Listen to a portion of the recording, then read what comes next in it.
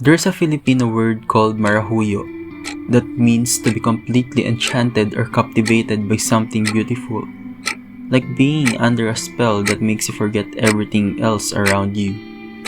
It describes that magical moment when beauty leaves you breathless. Reminder, it's not always a person. It can be a moment in life that once in a blue moon or even once in a lifetime.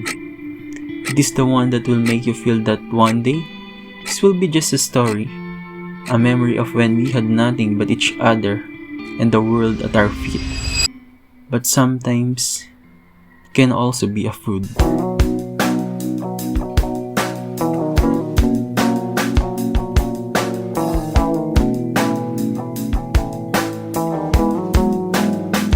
Located at Purok 3, Mangkakakutod, Arayat, Pampanga, Kabaleen Chicken Inasal House offers variety of food with unlimited rice. Papachicken inasal man yan, liempo, sisig, at marami pang iba. Same.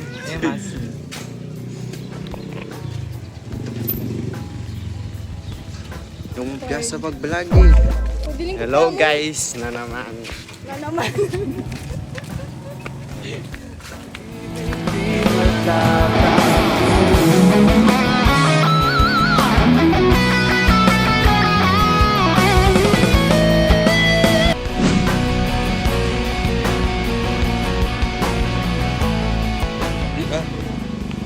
Basta na mo mag-video tapos i-voice message na mo. Ay, voice message. Nanay na. Kung magsalita. Minsan ay ikinamada o binibining may salamangka. Yatyan malimbig sinto abot kay ikaw ay tila sining sa musayong din.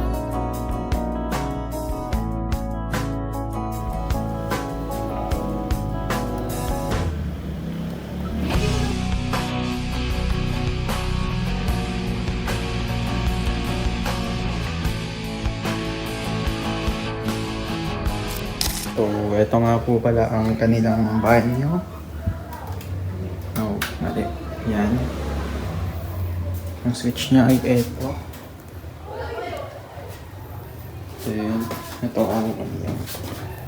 Yeah, so, you mean wala naman tayong reklamo sa kanilang banyo since it served its purpose naman. Pero, serve its purpose naman. So, pero what I think is they can... Pero mabaho dito eh. I don't know. Pero of course, pinupuntahan mo dito yung pagka-enters. So, I think this is a great opportunity para maayos nila, I think, or bigyang pansin since yung internal naman nila or yung pinagkakainan is schools naman. I think ito lang.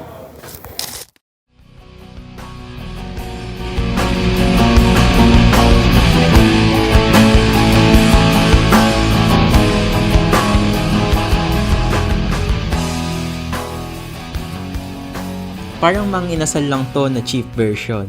Kasi heavily inspired sila. May libreng sabaw at tubig. Pero pwede ka rin mag-order ng soft drink sa kanila. Or shake naman dun sa kabilang stall. Malapit lang sa kanila.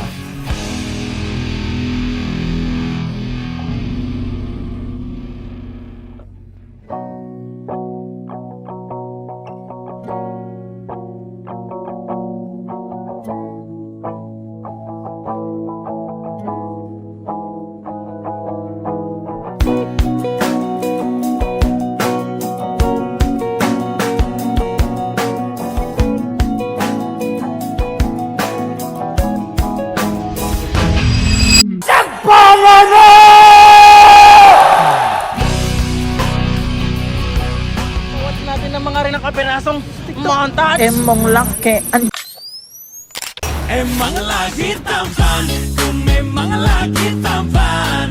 Tampan-tampan ini, kamu masih tak mau. Emang kamu cantik, kau benar-benar cantik. Cantik-cantik sayang, kita cuma temenan.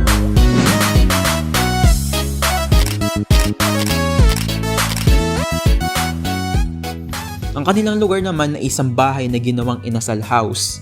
At kung hindi nyo pa alam, Ang una nilang location ay sa tabi ng public market ng Arayat. Ngunit lumipat sila sa isang bahay na may tindahan kaya ang resulta ay nakapagbibigay ito ng vibes na tila ba ay nasa bahay ka lamang. Kaya sure ako na magiging komportable ang iyong pagkain. At siguradong mapapa-exercise ka.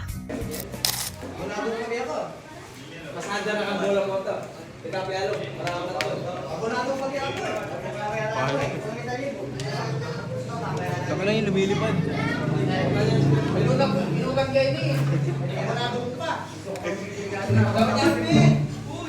Siyempre, nasa ibang bansa ako, diba? Tapos, nagubad. Tapos, ang laki nung titi talaga. Ang laki talaga ng titi. Ang Tas nangyari? sabi ko, oh my God, Ay, inaabot this is ka so kay Papi, big. puta, ano nalaglag yung biskwit. Tama? Tayo ay nasa fine dining restaurant, di ba? So yung pagkaskwata natin, iwan natin sa bahay. Pagkalaglag, ando sila Miss Villa, sila Doc Yapi. Imbes na, ay sorry. Ano naging reaction? Putang na ito, nagbibigay lang, ganyan pa eh. Kinang ina mo naman. The raters will rate Kabalen Chicken Inasal according to taste, portion and price ratio, service, and cleanliness.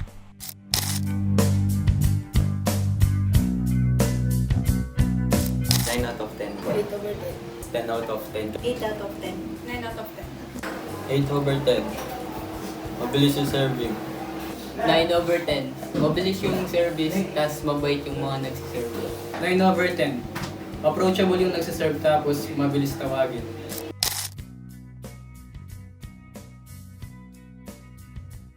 9 over 10. 9 over 10. 8 over 10.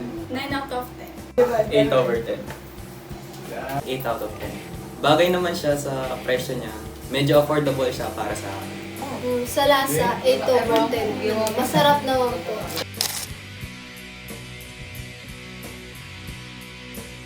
8 out of 10. 8 over 10. 8 over 10. 9 over 10. 8 over 10. 9 over 10. Nakabusog naman po ako. Nakatatlong serving ng kanin.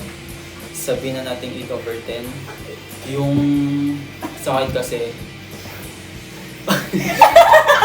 pang ano lang, pang apat na kaagatan siguro yung barbecue. Kaso, dinagdagan ko pa ng extra rice. So, parang hindi siya proportionate, you know. Kasi, parang scam yung under rice. Konti lang yung barbecue. So, pang isang rice lang yun. It's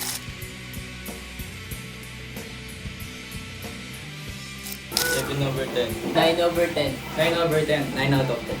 8 out of 10. 8 over 10. Sa cleanliness, 9 out of 10. Kasi ang pasok namin malinis. So, may cleanliness, 7 over 10 since naka-arrange naman yung mga upuan and malinis naman pagdating namin. Kaso napansin ko lang sa CR, mabaho, malangaw, tsaka basta pangit overall. So, ang final rating namin sa restaurant na ito ay 8 over 10. Kasama na rito yung kakolab nila na Shake and Coffee House doon sa gilid nila. Overall, masarap ang pagkain, mamabait ang stops, medyo malinis kasi syempre may part na hindi malinis, and okay yung service nila. A must try? I think yes and no dahil depende na lang kung saan ka nakatira. If taga-Arayat ka lang, I think it's good naman because affordable siya. Una yun, affordable. And masarap yung pero I think wala namang bago sa kanila. Lahat ng inasal nag-offer ng ganon. So, yun ang reason naman kung bakit kung taga-malayo ka, wag mo nang subukan or balakin na puntahan to since kung inasal ka na lang dyan sa gilid-gilid nyo, parehas lang. Ang pinagkaiba lang is experience na makakain ka sa isang bahay, parang eksklusibo kasi yun eh. Yung mga mang inasal ngayon, 'di ba? Sa public places sila, sa mga places na yung parang feel mo talaga restaurant sila. Sabi nga ni Mami Oni, fine dining restaurant. Yung mga ganun yun. Pero ito, fine dining home to kasi sa bahay ka talaga kakain. So I think, yeah, maganda experience pero if sa pagkain lang, wag ka na. Kung taga malayo ka syempre.